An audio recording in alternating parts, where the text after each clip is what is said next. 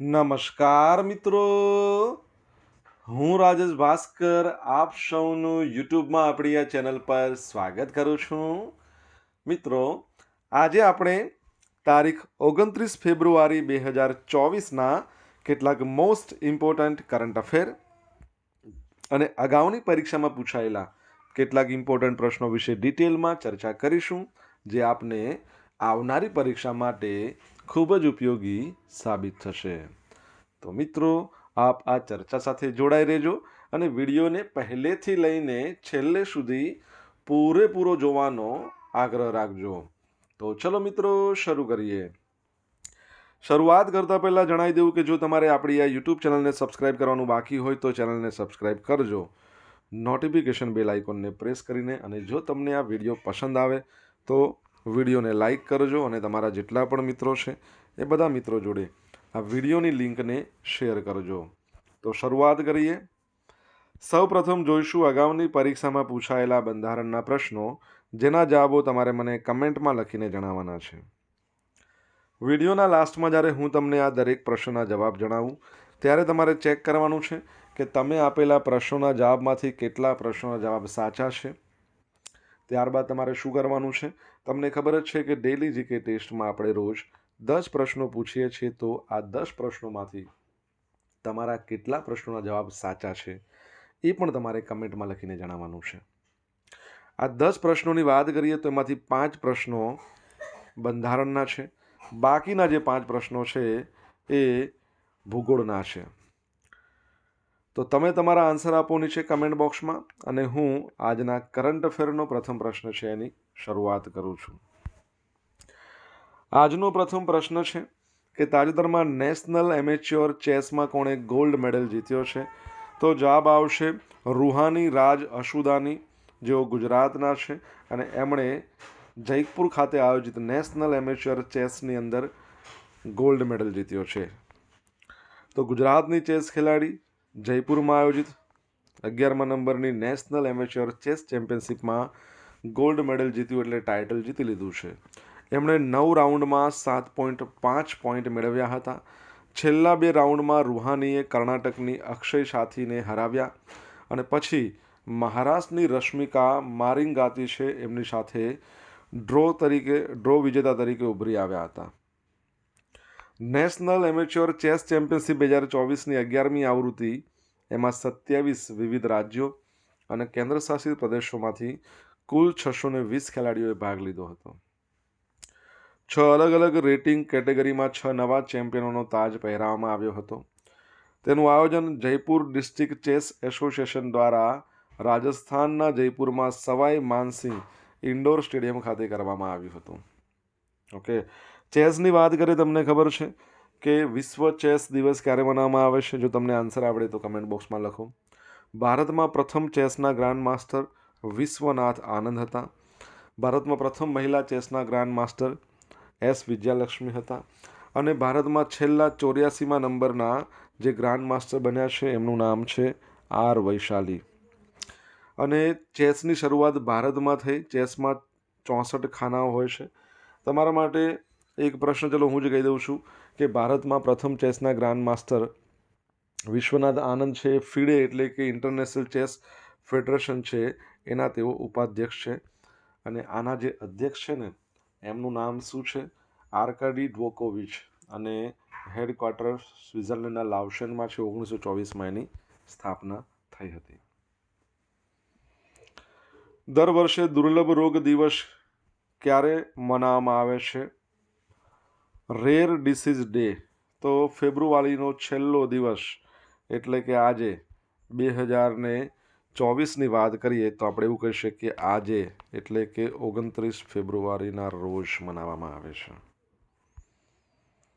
તો દુર્લભ રોગ દિવસ દર વર્ષે ફેબ્રુઆરીના છેલ્લા દિવસે મનાવવામાં આવે છે.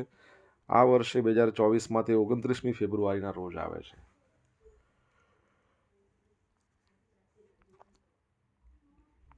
આ દુર્લભ રોગોની વાત, આ દિવસની વાત કરીએ તો જે પણ દુર્લભ રોગો હોય છે ને એમાં જાગૃતિ લાવવા માટે દુર્લભ રોગો છે એ ધરાવતી વ્યક્તિઓ અને તેમના પરિવારો માટે સારવાર, તબીબી પ્રતિનિધિત્વમાં સુધારો કરવા માટે મનાવવામાં આવે છે. રેર ડિસીઝ ડે સૌ પ્રથમ વખત 2008માં European organisation for rare disease અને તેની કાઉન્સિલ ઓફ નેશનલ એલાયન્સ છે એના દ્વારા શરૂ કરવામાં આવ્યો હતો. ચલો તમારા માટે પ્રશ્ન, વિશ્વ સ્વાસ્થ્ય દિવસ ક્યારે મનાવવામાં આવે છે? આન્સર આવડે તો કમેન્ટમાં લખો. 17નો જાદુ, 4નો જાદુ, નીતિ આયોગ, RBI. આ બધા શોર્ટ્સ બનાવ્યા છે, તમારા જોવાના બાકી હોય તો જોઈ લેજો. પસંદ આવે તો લાઈક કરજો અને તમારા મિત્રો જોડે આ વિડીયોની લિંક શેર કરજો. હજુ સુધી આપણી ચેનલને સબસ્ક્રાઈબ ના કરી હોય તો સબસ્ક્રાઈબ કરજો, નોટિફિકેશન બેલ આઇકોનને પ્રેસ કરીને. IIM શિલોંગ ખાતે દેશની પ્રથમ ગતિશક્તિ રિસર્ચ ચેરની સ્થાપના કરવામાં આવશે. ભારતની પ્રથમ ગતિશક્તિ રિસર્ચ ચેરની સ્થાપના આપણા બંદર, શિપિંગ અને જળમાર્ગ મંત્રાલય છે, જેના મંત્રી છે સર્વાનંદ સોનોવાલ. અને IIM જે શિલોંગ છે એના સહયોગથી IIM શિલોંગ ખાતે કરવામાં આવશે. આ પહેલનો ઉદ્દેશ ઉત્તર પૂર્વીય ક્ષેત્રને વ્યાપક રાષ્ટ્રીય અને આંતરરાષ્ટ્રીય પ્રદેશો સાથે જોડીને મલ્ટી મોડલ લોજિસ્ટિક વિકાસ દ્વારા સ્થાનિક અર્થતંત્રને મજબૂત કરવાનો છે. આ ચેર ઉત્તર પૂર્વમાં મલ્ટી મોડલ લોજિસ્ટિક પર ઉચ્ચ ગુણવત્તાવાળા શૈક્ષણિક સંશોધનોનું નેતૃત્વ કરશે. IIM શિલોંગની આપણે વાત કરીએ તો એની સ્થાપના 2007માં થઈ હતી. મેઘાલયનું કેપિટલ શિલોંગ છે ને, ત્યાં આવેલી છે. અને એના ચેરપર્સનનું નામ તમારે જણાવવાનું છે. જો તમને આવડતું હોય તો કમેન્ટમાં લખો. મિત્રો, વિડીયો પસંદ આવ્યો હોય, ભણવાની મજા આવી હોય તો વિડીયોને લાઈક કરજો, તમારા મિત્રો જોડે શેર કરજો.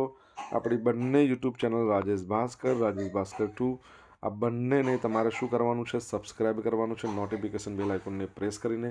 અને જો તમને વિડીયો પસંદ આવે તો જો તમારે ડેલી કરંટ અફેરની PDF જોઈતી હોય તો આપણી ટેલિગ્રામ ચેનલ છે, એ ટેલિગ્રામ ચેનલને જોઈન કરજો. ત્યાં તમને ડેલી કરંટ અફેરની PDF મળશે, સાથે સાથે પોલ્સ પણ રમવા મળશે.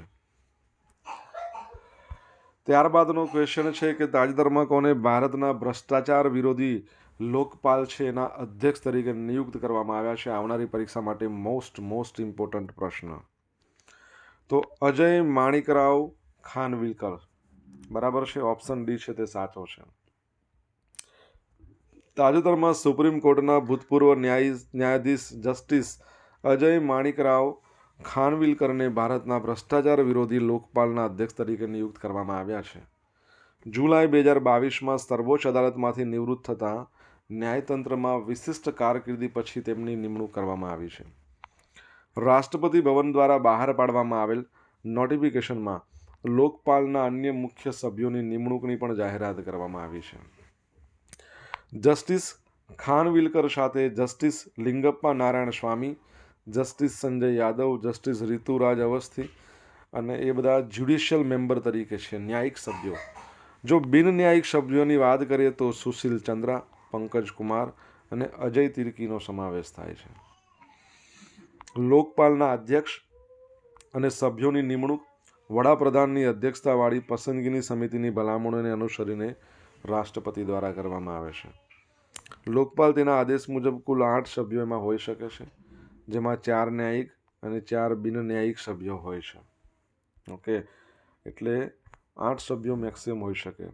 હવે જસ્ટિસ AM ખાનવિલકરની વાત કરીએ તો મે 2016થી 2022 સુધી સર્વોચ્ચ અદાલતની બેન્ચ પર જસ્ટિસ ખાનવિલકરનો કાર્યકાળ ઘણા સીમાચિહ્નરૂપ જે ચુકાદાઓ છે એના દ્વારા ચિહ્નિત કરવામાં આવ્યો છે, જેમણે ભારતીય ન્યાયશાસ્ત્ર પર કાયમી અસર છોડી હતી. સબરીમાલા મહિલા પ્રવેશ, સમલૈંગિકતાના અપરાધીકરણ અને આધારની માન્યતા, આવા બધા કેસોમાં એમનું યોગદાન નોંધપાત્ર છે. સુપ્રીમ કોર્ટમાં તેમની પદોન્નતિ પહેલાં જસ્ટિસ ખાનવિલકર એ મધ્યપ્રદેશ અને હિમાચલ પ્રદેશની હાઈકોર્ટના મુખ્ય જજ હતા અને બોમ્બે હાઈકોર્ટના ન્યાયાધીશ તરીકે પણ સેવા આપી હતી. તો એ પણ યાદ રાખજો. લોકપાલની આપણે વાત કરીએ તો લોકપાલની સ્થાપના છે ને લોકપાલ અને લોકાયુક્ત અધિનિયમ 2013 અંતર્ગત કરવામાં આવી છે. લોકપાલને લોકપાલ કાયદાના કાર્યક્ષેત્ર અને દાયરામાં આવતા જાહેર કર્મચારીઓ સામેના ભ્રષ્ટાચારના આરોપોની તપાસ કરવાનું કામ સોંપવામાં આવ્યું છે. ઝારખંડ હાઈકોર્ટના ભૂતપૂર્વ મુખ્ય ન્યાયાધીશ જસ્ટિસ પ્રદીપ કુમાર મોહંતી હાલમાં લોકપાલના કાર્યકારી અધ્યક્ષ તરીકે સેવા આપી રહ્યા છે. ચલો એક પ્રશ્ન તમારા માટે. આપણા ગુજરાતના લોકાયુક્ત કોણ છે? જેમ કેન્દ્રમાં લોકપાલ હોય, ગુજરાતમાં સ્ટેટની અંદર લોકાયુક્ત. જો તમને આન્સર આવડતો હોય તો કમેન્ટમાં લખીને જણાવો. તાજેતરમાં નેશનલ ઇન્સ્ટિટ્યૂટ ઓફ નેચરોપેથીનું ઉદ્ઘાટન ક્યાં કરવામાં આવ્યું છે? તો જવાબ આવશે પુણે ખાતે. કઈ જગ્યાએ? પુણે ખાતે. તો તાજેતરમાં વડાપ્રધાને 2 આયુષ સંસ્થાઓ, એક છે સેન્ટ્રલ રિસર્ચ ઇન્સ્ટિટ્યૂટ ઓફ યોગ એન્ડ નેચરોપેથી, બીજી છે નેશનલ ઇન્સ્ટિટ્યૂટ ઓફ નેચરોપેથી, આ બંનેનું ઉદ્ઘાટન કર્યું. એમાં જે પહેલી છે એ હરિયાણાના જજ્જરમાં સેન્ટ્રલ રિસર્ચ ઇન્સ્ટિટ્યૂટ ઓફ યોગ એન્ડ નેચરોપેથીમાં 200 પથારીની હોસ્પિટલ છે. ઇન્ફ્રાસ્ટ્રક્ચરથી સજ્જ, સર્વોચ્ચ સ્તરની સંશોધન અને શિક્ષણ સંસ્થાન તરીકે સેવા આપશે. પુણેમાં નિસર્ગ ગ્રામની અંદર 250 પથારીની હોસ્પિટલ, નેચરોપેથી મેડિકલ કોલેજ અને સુખાકારીને પ્રોત્સાહન આપવાના હેતુથી અનેક સુવિધાઓ ધરાવે છે. આ સંસ્થાઓ પરંપરાગત દવાઓની પ્રણાલીઓ દ્વારા આરોગ્ય સંભાળને પ્રોત્સાહન આપવા માટે મહત્વપૂર્ણ છે. આ સંસ્થાઓ હાઇડ્રોથેરાપી, મસાજ, ક્લિનિક, ન્યુટ્રિશન અને યોગ થેરાપી જેવા અભિગમોનો ઉપયોગ કરીને ઉભરતા આરોગ્ય સંબંધિત પડકારોનો સામનો કરવાનું લક્ષ્યાંક રાખે છે. તો એ યાદ રાખજો. ઓકે. આયુષ, તમને ખબર છે આપણા આયુષ મંત્રી કોણ છે? જો ખબર હોય તો કમેન્ટમાં લખીને જણાવો. વિશ્વની પહેલવેલી વૈદિક ઘડિયાળ એટલે સૌપ્રથમ વૈદિક ઘડિયાળ કઈ જગ્યાએ? ઉજ્જૈનમાં બનાવવામાં આવી છે. તો ઉજ્જૈનની વેધશાળામાં 80 ફૂટ ઊંચા ટાવર પર વૈદિક ઘડિયાળ મૂકવામાં આવી છે. વૈદિક ઘડિયાળ ઇન્ટરનેટ જીપીએસ સાથે જોડાયેલી રહેશે. તેનાથી સૂર્યોદય, સૂર્યાસ્તના સમય, ચંદ્રગ્રહણ, સૂર્યગ્રહણ, શુભ મુહૂર્ત સહિતની ઘણી બધી સચોટ જાણકારી મળી શકશે. વડાપ્રધાન નરેન્દ્ર મોદી અને મધ્યપ્રદેશના સીએમ છે ડૉક્ટર મોહન યાદવ એ 1 માર્ચ એટલે આવતીકાલે આ વૈદિક ઘડિયાળનું વર્ચ્યુઅલ રીતે લોકાર્પણ કરશે. ઉજ્જૈન નગરીને ખબર છે પહેલેથી જ કાલગણા તરીકે કેન્દ્ર તરીકે રહી છે. ઉજ્જૈનમાંથી કર્કવૃત પ્રસાર થાય છે અને ઉજ્જૈનને મંગળ ગ્રહનું જન્મસ્થાન પણ મનાય છે. વિક્રમ સંવતનો આરંભ પણ ઉજ્જૈનથી જ થયો હતો. તેથી અહીંની જે જીવાજીરાવ વેધશાળા છે એમાં 80 ફૂટના ટાવર પર આ વિશ્વની પહેલ વહેલી વૈદિક ઘડિયાળ મૂકવામાં આવી છે. ઉજ્જૈનની વાત કરીએ તો તમને ખબર છે ને કે ઉજ્જૈનમાં કુંભ મેળો ભરાય છે દર 12 વર્ષે. ટોટલ ભારતમાં 4 સ્થળો છે. બાકીના 3 કયા? તમને ખબર હોય તો તમે કમેન્ટ બોક્સમાં લખીને જણાવી શકો છો. સોશિયલ મીડિયાના માધ્યમથી મિત્રો તમે મારી જોડે કનેક્ટ રહી શકો છો. મારો ઇન્સ્ટા આઈડી છે rajesh.i.bhaskar, મારું ફેસબુક આઈડી છે RI ભાસ્કર અને મારું ટેલિગ્રામ આઈડી છે એટલે કે ટેલિગ્રામ ચેનલ આપણી છે રાજેશ ભાસ્કર. અહીંયા તમને ડેલી કરંટ અફેરની PDF મળશે અને પોલ્સ છે એ પણ રમવા મળશે. અને જો ભણવાની તમને મજા આવી હોય તો વિડીયોને એક લાઈક અવશ્ય કરજો. તમારા મિત્રો જોડે વિડીયોની લિંકને શેર અવશ્ય કરજો. અને જો આપણી યુટ્યુબ ચેનલને સબસ્ક્રાઈબ કરવાનું બાકી હોય તો ફટાફટ સબસ્ક્રાઈબ કરજો, નોટિફિકેશન બેલ આઇકોનને પ્રેસ કરીને. તાજેતરમાં સેકીએ કયા રાજ્યમાં ભારતની સૌથી મોટી બેટરી એનર્જી સ્ટોરેજ સિસ્ટમ એ સફળતાપૂર્વક કાર્યરત કરી છે? તો જવાબ આવશે છત્તીસગઢ. કઈ જગ્યાએ? છત્તીસગઢ. તો તાજેતરમાં જ નવીનીકરણ ઉર્જા મંત્રાલયના નેજા હેઠળ જે કામ કરતી solar energy corporation of India limited એણે ભારતની સૌથી મોટી બેટરી એનર્જી સ્ટોરેજ સિસ્ટમને સફળતાપૂર્વક કાર્યરત કરી છે. તે સૌર ઉર્જાનો ઉપયોગ કરીને ઉર્જાનો સંગ્રહ કરે છે. તે છત્તીસગઢના રાજનંદગાંવમાં સ્થિત છે.